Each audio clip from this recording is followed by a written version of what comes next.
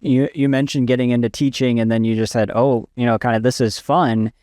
I'm curious, like, how do we ask questions throughout our careers, throughout our education, even with our families, with our kids, and help them experience different things, like have them have that aha moment of, oh, work can be fun and this is fun, right? How do we instill, because some people don't ever really have that happen. They stay in the same job forever, and they put in the time and they're maybe good at it, and they do the 9 to 5 and they're kind of like, this is okay, but they don't ever have that aha, work can be fun scenario. Well, and I don't know if that the question has never really changed. It's, what gives it, what at work is more fun than hard?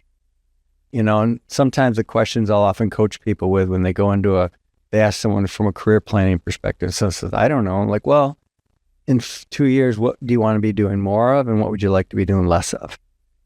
There's kind of probably 4 or 5 different questions in that space that help you just at least begin to consider, of the things that you do today, what is it that you get the most energy from, or what do you enjoy the most, or what's easier versus harder? And usually in that answer, with a little bit of self-reflection, is probably maybe a direction or a turn that you could make, or an area in which you should raise your hand faster. And that's kind of, those are the types of things I was actually doing at the time, trying to figure out what it is. And I ended up actually in a role where I was actually, I was doing career coaching and putting together within a corporation, trying to help people understand that and plot their path within an organization. So I ended up actually, and again, that kind of goes back to my theme. If I walk through it, one of the reasons why I've been thrown into situations or find myself in situations looking back is because once I get through that, including starting my own business, then I become more effective at helping people through the same spot. And so as hard as it was, I had to do it, I had to fail at Michigan Tech. I had to get fired at my job one time, and these things happen because they help you then help the next people.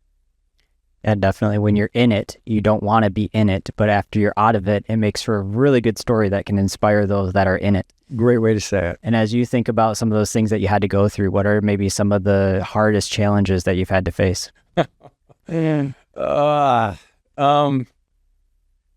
think there were 2 challenges that kind of got me to where I was today. One time I was with an organization, and I went to a big company. I was teaching leaders, but I wasn't leading, shockingly. I mean, it's kind of like, what? And there wasn't really opportunity to lead. So I set myself on looking for a smaller organization where I could lead, primarily in the people or HR space. Found that organization, learned a lot about small business in the meantime, but got to a point because of some of the trends in the industry we were in, which is the banking financial services, where we had to make some decisions strategically for the bank that basically made my job obsolete. So imagine this.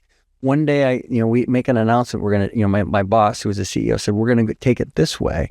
And I'm sitting there going, well, I've been around organizations long enough. In fact, I'm in HR. I worry about structure and people and roles. That decision just eradicated the 75% of my job that I loved. I'm like, you don't need me anymore.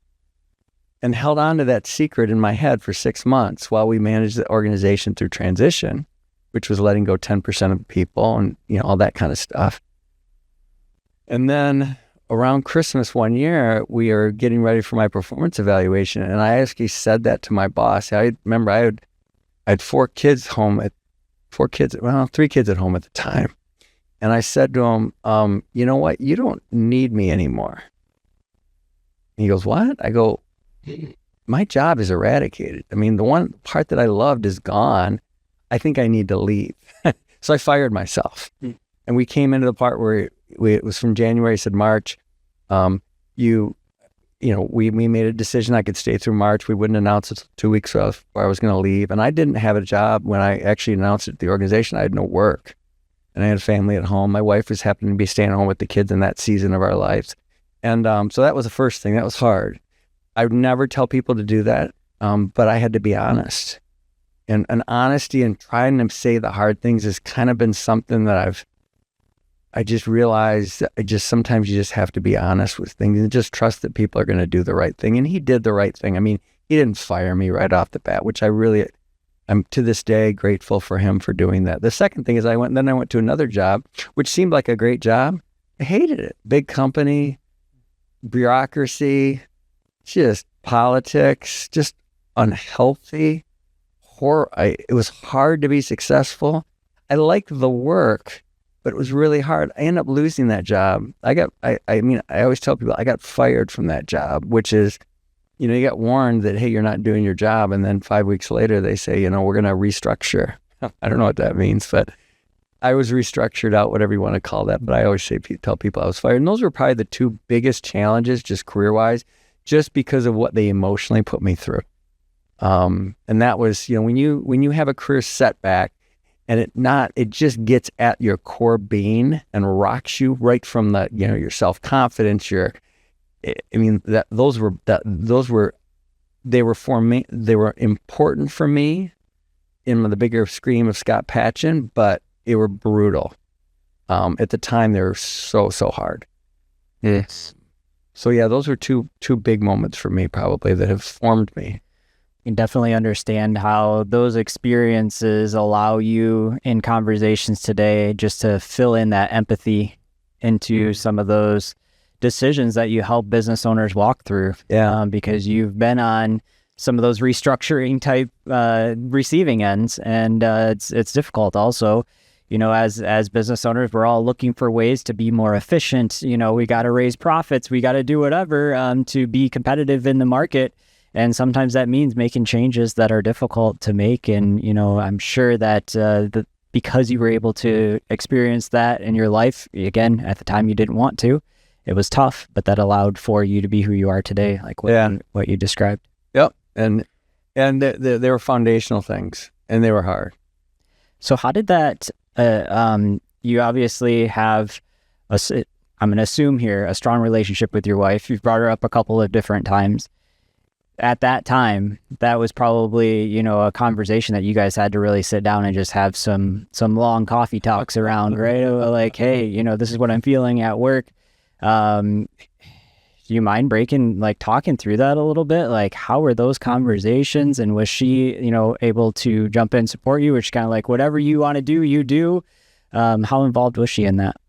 She was involved along the way because she could see it. I mean, they get to know you. And I can remember, there was a year, it's funny when you look back, there was 1 year that I got kind of to the end of the year, and I asked her, we were just talking, I said, what do you want to be true about this year that was different than last year? And she looked at me and she said, you need to help being a parent this year.